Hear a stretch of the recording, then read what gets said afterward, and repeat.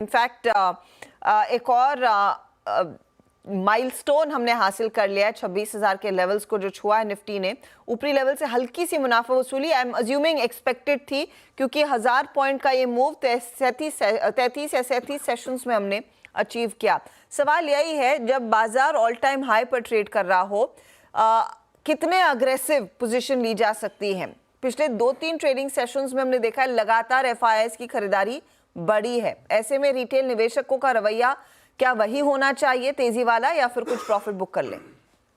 C I think असल जब हम देखें मार्केट को at this point in time, तो हम ग्लोबल मार्केट्स में देखेंगे, झांकने की कोशिश भी करेंगे, क्योंकि जिस हिसाब से चाइना में हमने रेट कट्स देखे हैं और फेड में भी 50 बेसिस पॉइंट्स के रेट कट देखे हैं। वन थिंग इज सर्टन, और एक चीज हमें साफ साफ दिख रही है कि ग्लोबली इकोनॉमी वीकर होते जा रही है।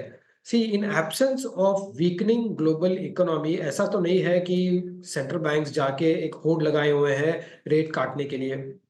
इट इज वेयर उनको डेटा पॉइंट्स दिखते हैं फ्रॉम एन इकोनॉमिक ग्रोथ, जहां स्लोइंग ऑफ इकोनॉमी हो रही है, और इसी के कारण वो प्रीएम्प्टिवली थोड़ा काट रहे हैं ताकि वो कैलिब्रेट कर पाए नीचे की तरफ।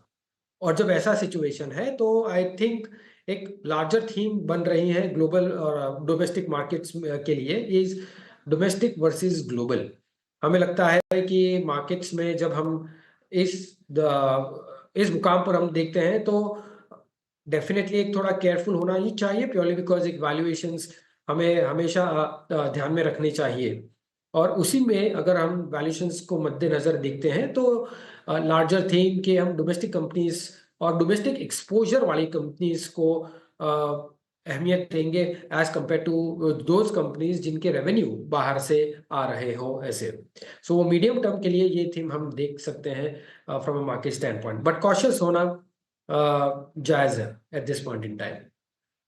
कह रहे कॉशियस होना थोड़ा सा जायज है at this point in time. IT से दूर रहेंगे इस समय, जैसे जेपी मॉर्गन भी कह रहा था, क्योंकि वो क्लियरली विदेशों में या फिर अमेरिका में क्या होता है उसी से सरोकार रखता है। Sure. So IT I think ऐसा सेक्टर है, जब हम लास्ट क्वार्टर में अगर देखें तो कमेंट्री काफी बॉटमिंग आउट बता रही थी फ्रॉम अ बिजनेस परस्पेक्टिव। उसके बाद हमने काफी अच्छी रैली देखी है ओवरऑल आईटी सेक्टर में। सो ऐसा नहीं है कि ये काफी रिकवरी के मिड साइकिल में है और व्हाटएवर भी फैक्टर इन वो तुरंत ही हो जाना है। At this point in time हमें वेट करना पड़ेगा, क्योंकि ऑलरेडी से 15 से 20% अगर हम नीचे से चल चुके हैं, वैल्यूएशंस भी थोड़े हाई हो चुके हैं, तो may be some time of consolidation is warranted. अगर यस हार्ड लैंडिंग नहीं होती है और अगर हमें लगता है कि डिस्क्रेशनरी स्पेंड आईटी के स्टेबल रहते हैं, तो एक सेक्टर है वो जो देख सकते हैं। But at this point in time हम न्यूट्रल हैं, जो हम लास्ट 3 से 4 महीने ओवरवेट थे। सो यहाँ हमारा पोजीशन हम प्रॉफिट बुकिंग की रिकमेंडेशन रखेंगे। वैभव जी, कमोडिटीज़ पर आपका व्यू क्या है? नमस्कार, वीरेंद्र बोल रहा हूँ। और उसमें भी मेटल्स जो कि आज इस पूरे मूव को लीड कर रहे हैं because of I think China's action, industrial metals को कैसे चेस करना चाहिए इस वक्त, या फिर सिर्फ ट्रेडिंग पर्सपेक्टिव से फोकस करें? इन लेवल्स पे कोई सीरियस इन्वेस्टमेंट कॉल नहीं बनती यहाँ पर। Of course metals and mining में कोई सीरियस इन्वेस्टमेंट कॉल नहीं बनती है, बिकॉज एक commodity sector is largely global driven sector. हमें ध्यान रखना चाहिए कि अगर समझो चाइना में रियल एस्टेट इम्प्रूव नहीं हो पा रही है, उनको काफी स्टिमुलस देना पड़ रहा है, इट ओनली अंडरलाइज और shows the underlying weakening economy.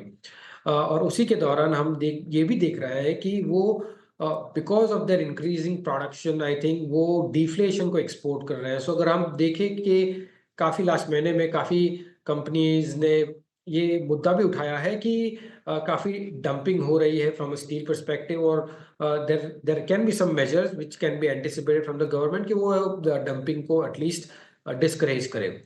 So all in all what I am trying to say is basically कि मेटल एंड माइनिंग के प्राइसेस वीकन रहेंगे, और ऐसा कभी नहीं होता है generally, at least in my history what I have seen from from a secular stand point के जब भी ग्लोबल इकोनॉमीज वीक हो रही है और मेटल्स प्राइसेस ऊपर जा रहे हो, वो थोड़ा डिफिकल्ट लगता है।